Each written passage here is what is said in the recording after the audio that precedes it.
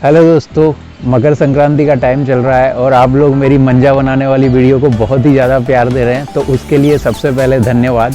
अब मैंने एक और चीज़ ऑब्जर्व की है कि कुछ लोग बहुत ही अच्छा पेच खेल रहे हैं और कुछ लोगों को बिल्कुल पेच खेलना नहीं आ रहा, तो उनकी पतंग बड़ी आसानी से कट जा रही है। तो मैंने सोचा क्यों ना एक छोटा सा एक वीडियो बनाऊँ, उसमें आपको पेच खेलने के टेक्निक्स के बारे में मैं थोड़ा सा बताऊँ एक छोटे से वीडियो में, जिसको देख करके आपको ये नॉलेज हो सके कि आपको अपने पेच को कैसे लड़ाना है।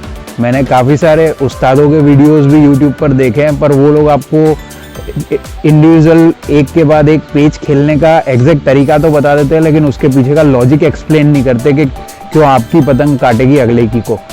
तो मैं आपको मेन तो लॉजिक समझाऊंगा इस वीडियो में। मैं आपको सारे तरीके से पेच खेलना नहीं समझाऊंगा, आपको उन सब तरीकों के बारे में ऑटोमेटिक पता चल जाएगा मेरे इस लॉजिक को समझने के बाद। तो मेरी आप सबसे एक रिक्वेस्ट है, आप इस वीडियो को पूरा देखें, और अगर पूरा देखने के बाद आपको लॉजिक समझ में आ जाए तो एक लाइक और थम्स अप जरूर करिएगा और एक छोटा सा कमेंट डालिएगा। और अगर कोई क्वेरी रह जाए तो आप नीचे क्वेरी में कमेंट बॉक्स में क्वेरी करके मुझसे पूछ सकते हो, मैं एक वीडियो और बना दूंगा। तो चलिए दोस्तों शुरू करते हैं। तो जब भी आप पतंग उड़ाओ तो सबसे पहली बात आपको ये ध्यान रखने वाली होती है कि आपको पतंग वही उड़ानी है जिसके वेट को आप और आपकी डोर संभाल सके। आपको एकदम बहुत बड़ी पतंग नहीं उड़ा लेनी है, आपको बहुत छोटी पतंग नहीं उड़ा लेनी। जो आपको सबसे सूटेबल वेट वाली पतंग लगे आप अपने हिसाब से उसको उड़ाओ, किसी और को देख करके मत उड़ाओ। दूसरा पॉइंट इसी से रिलेटेड है, जो कोई भी आपने पतंग उड़ाई है अगर वो बड़ी है तो वो उसको आप ज़्यादा दूरी तक ले जा सकते हो, जो वो छोटी है तो उसको कम दूरी पर आपको उड़ाना पड़ेगा। अब जो दूरी है वो ऐसे डिसाइड होएगी कि आप कभी भी अपनी डोर में झोल मत बनने दो। झोल बनना मतलब एक तरह से आपके डोर की धार में वीकनेस होता है। मैं आगे जब पेच खेलने के तरीके बताऊंगा तो मैं आपको एक्सप्लेन करूंगा कि झोल कैसे वीकनेस बन जाता है। पर आपको बेसिकली ये ध्यान रखना है कि झोल बहुत ज़्यादा ना बने आपकी डोर में। थोड़ा सा झोल तो हर किसी की डोर में बनता है, तो उसमें ज़्यादा इशू नहीं है, पर बहुत लंबा, बहुत एकदम दिख जाने वाला झोल ना बन पाए आपकी डोर में। तो हमेशा पतंग की लेंथ, लंबाई अपने हाथों से उतनी ही रखो जिसमें कि आपका धागा एकदम सीधा रहे। इसका आपको फ़ायदा मिलेगा जब आप खींच के या ढील दे के पतंग से पेच खेलोगे, उसमें आपको क्लियर फ़ायदा दिखेगा। क्योंकि झोल होने से क्या होता है कि पूरी जैसे जब भी आप ढील का पेच खेलोगे मान लो, तो आपका झोल का ऐसा यू शेप जैसा बनता है। तो जब आप हाथ से ढील दे रहे होते हो तब वो पूरा पतंग तक नहीं जाती है वो डोर, वो एक्चुअली आपकी पूरी ढील को वो झोल ही पी जाता है। तो अगर कोई बंदा आपको झोल पे से खींच रहा है या आपके झोल पे से उसने पेच कर लिया या उसके आगे की डायरेक्शन से अगर उसने पेच कर लिया है, तो आप चाहे कितनी ढील देते रहो, आपका झोल बड़ा होता जाएगा लेकिन आपकी पतंग उस डोर को कलेक्ट नहीं कर पाएगी। तो इसलिए झोल के लिए मैं आप लोगों से मना कर रहा हूँ। अब हम थोड़ी सी बात कर लेते हैं पेच कैसे खेलने हैं ऊपर से और नीचे से। तो पहली बात तो मैं ये बोलूँगा कि जब भी आप बहुत दूर के पेच खेलोगे, आप बिल्कुल भी ढील के पेच मत खेलो। अगेन सेम रीज़न है, अगर आप बहुत दूर जा कर के ढील के पेच खेलोगे तो आपका जितनी भी ढील है उसको आपका पतंग का झोल ही पी जाएगा, वो पतंग तक पहुँचेगी ही नहीं। तो एक तरह से आगे जाके आपकी पतंग स्टैटिक हो गई है और अगला बंदा चाहे कुछ भी करे उस केस में आपकी पतंग कटना बिल्कुल निश्चित है। तो और दूसरी चीज़ ये भी है कि जब आप ढील के पेच खेलते हो तो आप अपनी पतंग का कंट्रोल लूज कर रहे होते हो उस टाइम पे। तो बनती कोशिश आपको 90% केस में आपको खींच के ही पेच खेलने हैं, चाहे ऊपर से हो चाहे नीचे से, ये आप डिसाइड कर लो। और दूसरी बात कि जब अगर मजबूरी में ढील का पेच फंस गया है तो उस बारे में भी मैं थोड़े से आपको कॉन्सेप्ट बताने वाला हूँ। अब चलिए बात करते हैं खींच के पेचेस के बारे में। तो खींच के पेच में दो तरह के हो जाएंगे, एक तो नीचे से हो जाएगा, एक ऊपर से हो जाएगा। आप कहीं से भी लो, कॉन्सेप्ट एक ही है।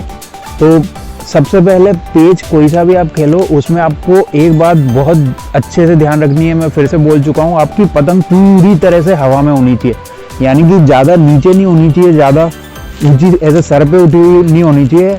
एकदम ऐसे 60 या 75 डिग्री के एंगल पे आपकी छत से ऐसे उठी हुई रहेगी पतंग। अगर उस दिशा में ऐसे उठी हुई रहेगी तो हमेशा वो डोर में तनाव बहुत अच्छा रहता है। और अगर डोर में तनाव बहुत अच्छा है तो आपकी डोर से अगले की डोर में रगड़ बहुत अच्छी पड़ेगी। तो अगर खींच हो या ढील हो, आपको मेन काम है आपको रगड़ पैदा करना है। तो वो रगड़ के लिए आपकी डोर में अच्छा तनाव होना चाहिए। अगर उसका टेस्ट करने का सीधा सा तरीका है, वैसे तो मैंने एंगल बता दिया आपको, 60 to 75 डिग्री एंगल पे आप हमेशा उड़ाओ और हमेशा जिस दिशा की हवा है उसी दिशा में अपनी पतंग को रखो। खींच खुचा के कहीं दूसरी दिशा में मत लेके जाओ। उसका सीधा सा रीज़न है, जब आप दूसरी दिशा में लेकर के जाओगे आपकी डोर का तनाव कम हो जाता है, वो रगड़ बहुत कम हो जाती है, हल्की रगड़ हो जाती है। तो आप फिर सही पेज भी खेल रहे हो तब भी आपकी पतंग के कटने का बहुत ज़्यादा चांस रहता है। तो हमेशा अपनी दिशा में पेज खेलना है आपको और अपनी दिशा में पतंग को रखना है एकदम तना हुआ। अब पहले मैं नीचे से पेज और के बारे में बात करूंगा, फिर मैं ऊपर से पेज के बारे में बात करूंगा। तो सपोज करो कि ये अपोनेंट की पतंग है, मेरा ये कलाव बना हुआ है, इस हाथ को आप अपोनेंट की मान लो, ये आपकी पतंग है। तो मान लो आप अगेन लाइक आप दोनों सेम डायरेक्शन में उड़ा रहे होगे तभी पेच होगा। अगर मान लो थोड़ी सी दूर दूर भी छतें हैं तो थोड़ा सा उसको आने दो, थोड़े से आप जाओ तभी आप पेच खेलो। अगर वो पूरा इधर भाग रहा है तो ज़बरदस्ती होकर के उसके पास आपको नहीं जाना है, पहली बात। दूसरी बात कि जब दोनों बराबरी पे झुक करके आ रहे हैं तो उस टाइम पे आपको अपनी पतंग को अच्छे से रखना है तान करके। और दूसरा फिर आपको किस दिशा में खींचना है उसको मैं बता, ढील दे रहा है तो आपके लिए पेज बहुत ही ज़्यादा आसान हो जाता है, क्योंकि अगेन वो अपना कंट्रोल लूज कर रहा है। तो दूसरी बात कि मान लो ढील दे रहा है, तो मान लो ये पतंग का मुंह है, तो ढील दे रहा है यानी कि वो पतंग को ऐसे बढ़ा रहा है, यानी कि अगर आपकी डोर यूं है तो वो ऐसे रगड़ मारना चाह रहा है आप पे। तो आपके पास दो केस बनते हैं, या तो आप ऊपर उठा दो, ऊपर उठा देने में उसकी ऐसे जो रगड़ बननी है वो नहीं बनेगी, और वो जो यहाँ से ढील सप्लाई कर रहा है वो आपकी खींच की डायरेक्शन को काटने में ही ख़त्म हो जाएगी, ठीक है। और दूसरी बात कि या फिर आप थोड़ा सा अंदर ले करके बाहर की तरफ उड़ा दो उसके मुंह को। बाहर की तरफ उड़ाने में भी सेम कॉन्सेप्ट है, जैसा आप ऊपर ले जा रहे थे वही चीज़ है। उसकी ढील की रगड़ आपकी डोर पे बन ही नहीं पाएगी, क्योंकि वो ढील इस दिशा में दे रहा है, आपने भी पतंग इस दिशा में कर दी। ये तो हो गई एक चीज़। दूसरी चीज़ कि अगर वो ऊपर से गद्दा मार रहा है, खींच रहा है, तो आपको क्या करना है। तो अगर वो खींच रहा है यानी कि रगड़ आपको वो यूं बना रहा है डोर पे, ऐसे काटना चाह रहा है वो, तो पहली चीज़ तो आपको पतंग को नीचे रखना है। उससे क्या होगा कि उसकी ये एक बात है, जो वो ऊपर से जब गद्दा मारेगा तो नीचे आते आते उसकी पतंग की हवा थोड़ी सी छूट जाएगी, यानी कि उसकी डोर में पहली चीज़ तो तनाव कम हो जाएगा। और दूसरी चीज़, आपकी पतंग नीचे, इस चीज़ का एडवांटेज आपको तभी मिलेगा क्योंकि अब यहाँ से आगे आप और नीचे नहीं करोगे, आप यूँ उठाओगे ऊपर। लेकिन ऊपर उठाने में आपको ये बात ध्यान रखनी है, दो तरीके से आप इसको कर सकते हो। पहला तो आप अपनी पतंग को उसके हाथ की तरफ खींचना शुरू कर दो, ऐसे पैरेलल में। तो होगा क्या, अगेन वो खींच रहा है यानी कि ऐसे रगड़ मारना चाह रहा है, और आपने भी यूं पतंग खींच ली तो उसकी डोर के साथ साथ आपकी हो जाएगी, लेकिन आपकी रगड़ उसमें लग जाएगी, क्योंकि आप अपनी पतंग की डायरेक्शन से उसकी खींच को ख़त्म कर रहे हो, लेकिन अपनी खींच को उसकी डोर पे आप दे रहे हो। तो पहली चीज़ तो ये कि आप उसकी हाथ की तरफ खींचना शुरू कर दो अगर कोई ऊपर से गद्दा मार रहा है तो। और दूसरी चीज़ कि आप थोड़ा सा नीचे की साइड ऐसे भी ले सकते हो। अगर आप दोनों की पतंग बहुत ऊपर है और वो ऐसे ला रहा है तो आप थोड़ा सा नीचे की तरफ ऐसे तिरछा ले सकते हो। मतलब ये मान लो उसकी हाथ की दिशा है और ये बिल्कुल नीचे है परपेंडिकुलर, आप 45 डिग्री के एंगल पे ऐसे एकदम लास्ट टाइम पे खींच सकते हो, बिल्कुल डोर से डोर मिलने से पहले। आपको इस केस में ऊपर नहीं खींचना है, क्योंकि ऊपर खींचने से, ऊपर या बाहर खींचने से क्या होगा कि उसकी रगड़ और तेज़ी से लगने लग जाएगी आप पे, तो इसमें आपके कटने के बहुत ज़्यादा चांस बनने लग जाते हैं। आपको अपनी किसी भी पेच में पतंग की डायरेक्शन से आपकी जो खींच की डायरेक्शन है उससे अगले की खींच को न्यूट्रलाइज करना है। और दूसरी चीज़ कि आपकी रगड़ लगनी चाहिए उसकी डोर में। आपको सारे पेच में यही ध्यान रखना होता है, यही कोर लॉजिक है। अब मैं बात करता हूँ, अब नीचे के पेज की बात हो गई। सेम टू सेम अगर आप ऊपर से गद्दा मार रहे हो तो मैं पहले ही बता चुका हूँ, आपको हवा में रखनी है पतंग को, एकदम कसावट होनी चाहिए डोर में, ठीक है। वो बंदा जितना कम रेडी हो उतना अच्छा है। और दूसरा, उसको एकदम पता मत लगने दो, दूर से मत खींच के लेके आओ। दूर से खींच के लाओगे वो अपनी प्लानिंग रेडी कर लेगा, वो आपके हाथ की तरफ खींच देगा या नीचे की तरफ खींच देगा तो आपकी पतंग कट जाएगी। तो आपको एकदम पास जा करके एकदम से गद्दा मारना है। अब गद्दा मारने में आपको ये चीज़ ध्यान रखनी है कि अगर कुछ बंदे ऐसे होते हैं कि पकड़ के खड़े रहते हैं या फिर झटके मारने लगते हैं, तो वो बहुत डेंजर पेच होते हैं, क्योंकि फिर उनकी धार अगर ऐसी कड़क बनी हुई है और आप ऐसे सीधा गद्दा मारने जाओगे तो भी ऐसे रगड़ेगी आपकी डोर, तो आपकी कट सकती है। तो आपको ऐसे परपेंडिकुलर गद्दा उसमें मारना होता है उस केस में। और अगर वो भी खींच रहा है तो आपको उसके हाथ की तरफ खींचना होगा और तेज खींचना होगा। इस केस में उसके हाथ की तरफ खींचो, वो भी खींचेगा, तो अगेन उसकी खींच को आप न्यूट्रलाइज कर रहे हो और अपनी खींच की रगड़ उसमें दे रहे हो, तो ये एक और चीज़ हो जाती है। और दूसरी चीज़, अगर वो ढील दे रहा है, वो बस ऐसे रखे हुए, अगर ज़्यादा एकदम एक्सपर्ट प्लेयर नहीं है वो, तो वो हो सकता है ढील भी दे दे नीचे से, उसको समझ में ना आए। तो ढील वाले बंदों को आपको क्या करना है, उनको आपको वही बाहर की तरफ उनको काटते हुए निकल जाना है। तो ये हो गया ऊपर से।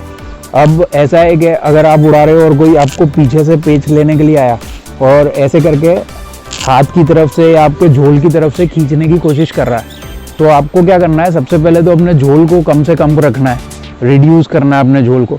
दूसरा, कभी पतंग को नीचे मत रखो, हमेशा तान पे रखो एकदम कड़क। और उसके बाद आपको, जैसे वो यूँ खींच रहा है, तो आपको भी उसी डायरेक्शन में ऊपर की तरफ ऐसे खींचना है। उससे क्या होगा, जैसे मान लो ये आपकी पतंग है, वो उसकी पतंग है, वो वहाँ से आया, आप यहाँ बढ़ रहे हो, तो पहली चीज़ तो उसकी स्पीड और उसकी रगड़ आपकी पतंग और डोर को पकड़ने में ही चली जाएगी काफ़ी ज़्यादा। लेकिन जैसे ही कांटेक्ट होगा, आप भी खींच रहे हो, वो भी खींच रहा है, लेकिन आपकी धार पे उसकी ऑटोमेटिक चलने लगेगी डोर। क्यों? क्योंकि ये डोर में परपेंडिकुलर कनेक्शन नहीं है, ये डोर में पैरेलल जैसा कनेक्शन है, तो उसकी डोर आपकी धार में चलने लगेगी अगर आप खींचोगे तो ऐसे केस में उसकी ही कटेगी। अब मैं थोड़ी सी बात कर लेता हूँ कब आपको झटके मारने हैं और कब आपको ढील की पेच खेलनी है। तो पहली चीज़ तो, झटके मारने वाले पेच कॉम्प्लेक्स होते हैं और आपको प्रैक्टिस करते करते ही वो समझ में आएंगे।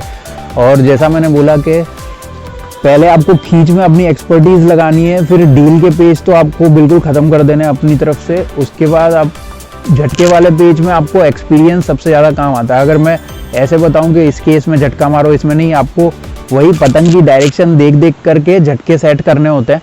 और उसमें दो तरह के झटके होते हैं, एक तो बड़े झटके और एक छोटे झटके। तो जैसे अगर मान लो आपकी ढील की पेच फंस गई, अगला भी ढील दे रहा है और आप भी ढील दे रहे हो, तो उस टाइम पे आपको छोटे झटके अक्सर इस्तेमाल करने होते हैं, ठीक है, क्योंकि आप एकदम डायरेक्शन चेंज नहीं कर सकते। बड़े झटकों में आपकी, मान लो पहले ढील दे रहे हो और उसके बाद आपने बड़े झटके मारना शुरू कर दिए, तो डायरेक्शन आपकी डोर की चेंज हो जाएगी, तो उसमें आपकी डोर पे रगड़ लग सकती है। तो छोटे झटके दे के आपको ढील में आगे बढ़ानी होती है पतंग। और वैसे अगर मान लो वो भी बंदा झटके मार रहा है और आप भी झटके मार रहे हो और आपको डायरेक्शन का पूरा अंदाज़ा लग रहा है कि मेरे इधर झटके मारने से इसकी डोर में ज़्यादा रगड़ बैठेगी, तो आप उस टाइम पे बड़े झटके मार सकते हो, बिल्कुल कोई दिक्कत नहीं है। तो ये दो चीज़ें हो गई। अब ढील की पेच अगर कभी फंस गई है, तो ढील भी हमेशा छोटी दूरी की पेच हो तो ठीक है, छोटी या मीडियम दूरी की। बहुत ज़्यादा दूरी पे अगेन झोल पूरी डोर पी जाएगा, तो ढील की पेच बिल्कुल मत करो, चाहे कुछ भी हो जाए। आपको खींच की करनी है या झटकों के साथ पेच करनी है उस केस में। तो बस यही मेरे को इस वीडियो में बताना था। मुझे मालूम है एकदम क्विक वीडियो है, लेकिन अगर फिर भी आपकी कोई क्वेरी रह गई हो तो आप बिल्कुल कमेंट बॉक्स में मुझसे पूछ सकते हो। मैं एक वीडियो और बना दूंगा उस पर्टिकुलर पेज पे डिटेल में। Thanks for watching.